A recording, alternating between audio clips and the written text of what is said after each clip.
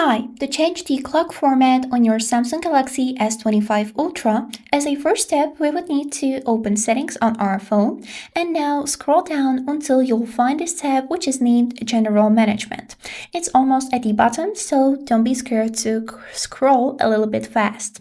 So here is it. Now we would need to open this tab by clicking on it and then find this button which is named Date and Time.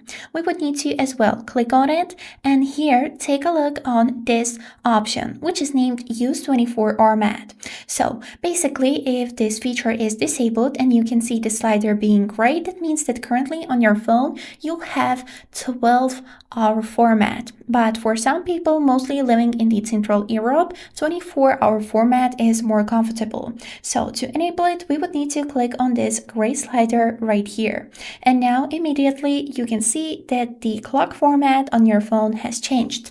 But if you have changed your mind and you would like to bring back the 12-hour format, simply go back to the Date and Time tab and here disable the 24-hour format option. So I'll click on the slider and now you can immediately see that the clock format has switched back to the 12-hour. And that's all. I hope this video was helpful and have a great day.